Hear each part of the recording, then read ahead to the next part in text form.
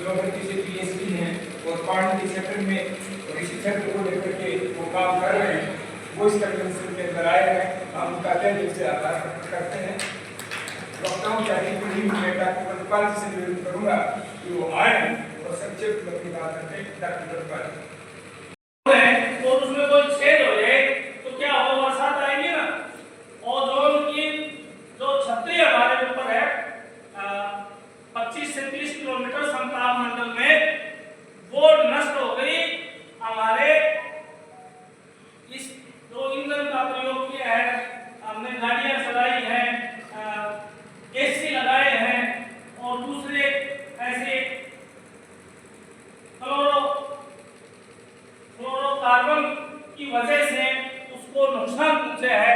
और उसका कारण है, आप आज देख लो गांव में कैंसर की समस्याएं बढ़ गई, क्योंकि वो जो ओजोन परत को क्षति पहुंची है उसमें से अल्ट्रावायलेट रेज जो हानिकारक है हमारे लिए, वो यहाँ जमीन पर आती हैं और मोतियाबिंद के और कैंसर के कारण बढ़ रहे हैं और वो हमारी फसल को भी नुकसान पहुंचाती हैं। तो मैं ज़्यादा नहीं कहता हुआ, आप सबसे साथियों से, आप सब इस राष्ट्र से प्रेम करते हो, अपना भाईचारा है, हम सब मिलकर के, जैसे अभी अर्चन जी ने बताया कि वे पेड़ पौधे लगाएं, भाई ना लगाओ तो कम से कम उन्हें नष्ट तो ना करा। अब खेती बाड़ी, पहले खेतों में हम देखते थे, छोटे थे जब ऊंट से बैलों से हल वाते थे, तो जो पौधा उगता था उसको हाली बचाता था, जाति का, कीकर का, तो 2-3 साल में खेतों में पेड़ पौधे हो जाते थे। अब ट्रैक्टर से खेती करते हैं, सारे पेड़ पौधों को हम ट्रैक्टर जो उगते हैं उनको उखाड़ देते हैं, कोई ध्यान नहीं रखता कि कोई पेड़ पौधा उगा हुआ है उसको बचाएं। अब केवल खेत के डोरों पर तो कहीं कोई पेड़ दिखाई दे जाएगा, खेत के बीच में पेड़ दिखाई नहीं देगा। भाई लगाएं भी और उनको बचाएं भी। अपने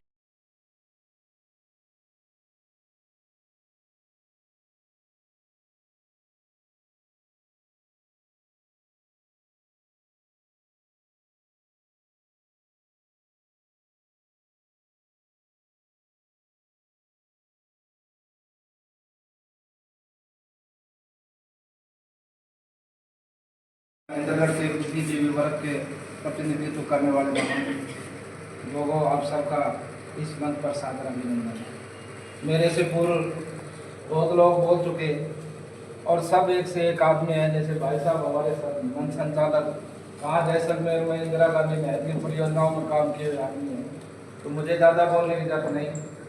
अरावली पर्वत श्रृंखला को मैंने बहुत नज़दीक से देखा।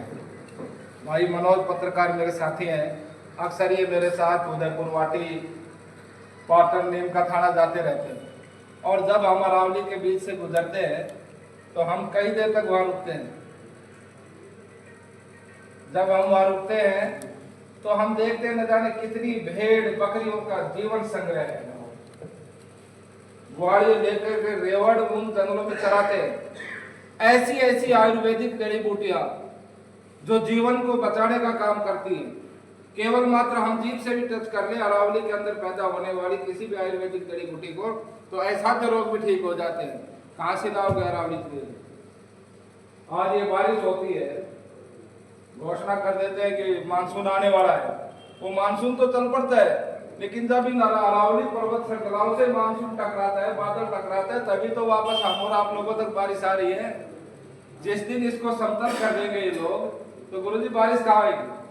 और बारिश नहीं आएगी तो फसल कहाँ से होगी? फसल का एक दाना नहीं होगा तो पेट किससे भरेंगे? बड़ी भारी समस्या है। अभी हमसे पूर्व डॉक्टर साहब बोल रहे थे ब्रिजपाल जी, ये भारतीय जनता पार्टी की सरकार,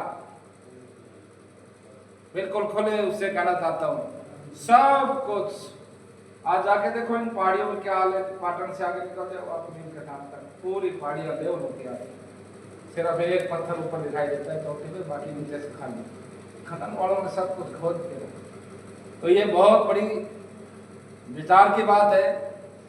आज हम विचार नहीं करेंगे तो आने वाली पीढ़ियां हमको गाड़ी बकेंगी कि ये हमारे बड़े बुजुर्ग जो थे इनके अंदर बुद्धि नहीं थी, ये अरावली को नहीं बता सके। और ये कह रहे थे कि अस्थायी एक स्टे आया है, ये तो जी अस्थायी क्या, इनका तो वैसे ये है कि लोगों को भाग रहे। 3 साल पहले सर्वे करवा ली थी हेलीकॉप्टर से पूरे अराउंड इस तरह की। एक हेलीकॉप्टर घूम रहा था, पीछे गोल गोल उसके नीचे लगा रखा था, वो पूरी उसके कैमरे थे, उसमें एक राउंड सा था, उसमें पूरे में कैमरे थे। क्या क्या खनिज संपदा इस अरावली क्षेत्र में है, उन सबका 3 साल पहले ही सर्वे करवा लिया था इन्होंने। और आप बिल्कुल सही बोल रहे थे, आप नजर उस पर, जैसे अंग्रेजों ने खेतड़ी कोपर के नाम पे वहां साफ कर दिया, लेकिन सिंगाना के क्षेत्र का पूरा पानी चढ़ाव तक खत्म हो चुका कोपर का धुलाई नहीं कि कोपर को साफ करेंगे। तो आप चले जाओ कड़गांव लाखों तक पानी नहीं बचा, इधर आप चले जाओ चौरा तोफुलिया तक पानी है ही नहीं। पूछा गया भाई तुम्हारा यहाँ तो काटली नदी भी गुजरती थी, फिर आपका पानी कहाँ गया? बोला जी सारा कोपर खा गया। तो इस प्रकार की इनकी साजिशें हैं। आप सब बुद्धिजीवी लोग हैं, हम तो आपसे उम्र में बहुत छोटे हैं और अभी बड़े विचारक लोग आपके पास बैठे, वो ज़्यादा बताएंगे। आप सबका धन्यवाद। आप सब संकेत रहो। ये जो दुष्प्रचार इनके हैं भारतीय जनता पार्टी के, ये लोग देश को भी ठगना चाहते हैं, ये लोग हमारे अस्तित्व को खत्म करना चाहते हैं। तो हमारे गुरुजी एसुबे सिंह जी लगातार लड़ाई लड़ते हैं। भाई मनोज पत्रकार है, समाजवादी चिंतन के एक आदमी के पास पहुंच करके विचार दे रहे, लेकिन वो विचार एक आदमी की सीमित क्यों हो गए? हम जनवादी लोग हैं, हम समाजवादी लोग हैं, हमारी आवाज के साथ आवाज एक हो। गुरुजी जब लगाते हैं इनकलाब जिंदाबाद, तो मेरे शरीर में रोंगटे खड़े हो जाते हैं, मैं उठ जाता हूं अंदर से, हृदय से सोने बोलने लगते हैं इनकलाब जिंदाबाद का नारा लगाते ही। लेकिन अब लगाने वाले बचेंगे कैसे? भाई सतीश कामरेड बच गए, हमारे भाई साहब ओम प्रकाश जी बच गए। इसलिए आप लोग उस विचार पे चलो जिससे जनवादी विचार पैदा हो।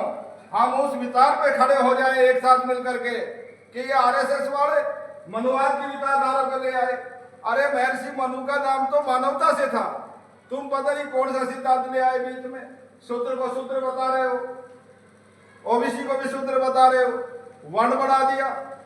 ब्राह्मण भी वर्ण है, क्षत्रिय भी वर्ण है, वैश्य भी वर्ण है, बाकी हम और आप सब लोग क्या है? बड़े गंभीर विचार है। ये लोग जातीय व्यवस्था खराब करना चाहते हैं, ये लोग हमारी संपदाओं को लूटना चाहते हैं। इसलिए बुद्धिजीवी वर्ग के लोगों खड़ा होना पड़ेगा, आवाज में आवाज मिलानी पड़ेगी। एक स्वर और एक आवाज इन लोगों के खिलाफ जिस दिन पैदा कर दोगे, सुप्रीम कोर्ट के तो आदेश क्या, मैं कहता हूँ यूएनओ का आदेश भी हमारी और आपकी आवाज को बदल नहीं सकता। जय हिंद, जय भारत।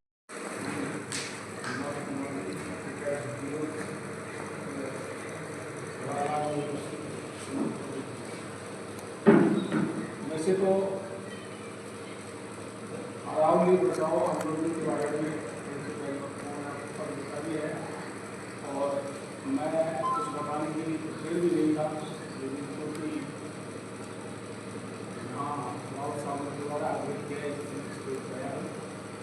तो सबसे पहले मैं आश्वासन दिलवाता हूँ कि जितना हमसे हो पाएगा इस आंदोलन को सफल प्रयास करेंगे, जिस भी स्तर पर हो पाएगा और जितनी भी क्षमता से हो पाएगा करेंगे। और अरावली बचाने में हम सबको अपनी क्षमता और योग्यता के साथ लोगों को समझाना चाहिए और अपना लड़ा करना चाहिए।